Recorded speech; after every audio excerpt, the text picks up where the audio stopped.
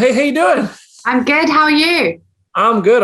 This is my first interview of the day, so I'm a lot fresher than you probably are doing this all day. I can Oh, it's imagine. been all right. It's been a lot of fun, actually. It's been a good one. Oh, good to hear. Good to hear. Well, I'm excited to talk with you about it. Honestly, Resident Evil, I'm going to be honest with you. This is probably the first franchise that really scared me ever because I remember playing the game as a kid.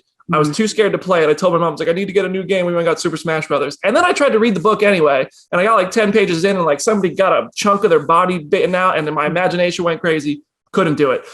What was the first franchise that ever scared you that you remember really leaving a mark? It wasn't Resident Evil. And if not, I'd love to hear what it was. It wasn't Resident Evil.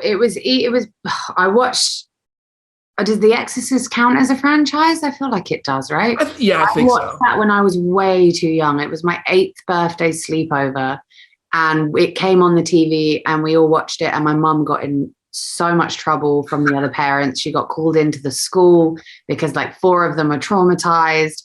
And yeah, it really messed me up. It was a bad sleepover. So The Exorcist, I still can't watch it to this day. I'm like, no, thank you. The sleepover where none of the kids slept for the rest of their lives. For the rest of their lives, exactly. That's hilarious. Very early in this movie, to me, the scariest moment comes, and I don't want to spoil anything by getting too specific, but there's a woman who comes slamming through glass and charging towards you. I wanted to hear about that day on set. Like, how many times did that have to happen? Was it like, that seems like it could actually be genuinely like a pretty scary moment. Yeah, totally. The whole film kind of felt like that because we shot the whole thing at night. So for 3 months, we didn't see daylight. It was during the pandemic. It was in freezing cold Canada. So we were all a bit on edge and a little bit anxious to begin with. And I do have quite a vivid imagination. So on that day, I do remember being very, very freaked out until I went to go to the porta potty to go to the toilet and I saw her queuing up.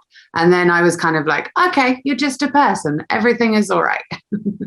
That's funny. I've been a zombie on The Walking Dead, and I've seen the zombies. They even recognize each other with all of their makeup. They'll be like, "Hey, Nick. Hey, Jenna." That's pretty cool. It's pretty surreal when you see those people, huh?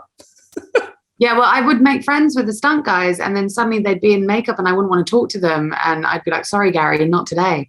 I don't want to be around you. I'll talk to you next week." That's amazing. From your costume to your portrayal of Claire, you really bring this character to life in a way that pays homage to Claire that video game fans are going to recognize. Like, you look like her, you sound like her. It's really cool to see that. Did you take it, like, did you have to go look at anything to do research for that style? Or did they just kind of give you like notes, like this is the way it went in the game or in the book, and we want to see this brought to life? No, I definitely did a lot of research on my own to begin with. And I'm lucky in that there has been so many different incarnations of Claire. There isn't kind of one structure of her. But what was cool about that is that it gave me the opportunity to go through each one, kind of take different elements. What's the funniest thing about this one? What's the most interesting?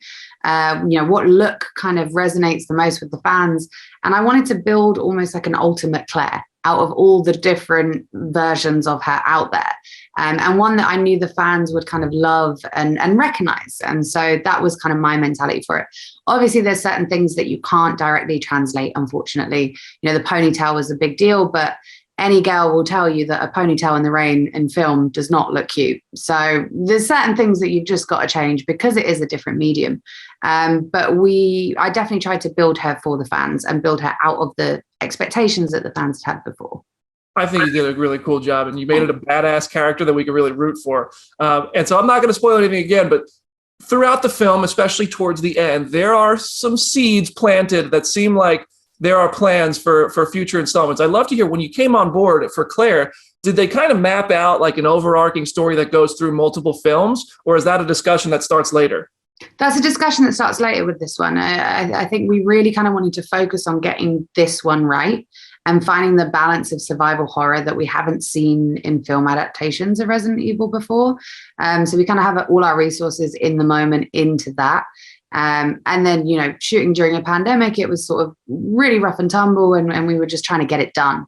But now it's exciting because we're seeing the reactions, we're seeing that people really like it. And, I would love to come back. I think Claire's got so much more to do. She's not finished at all.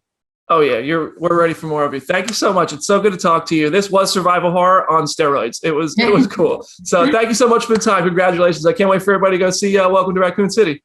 Thank you.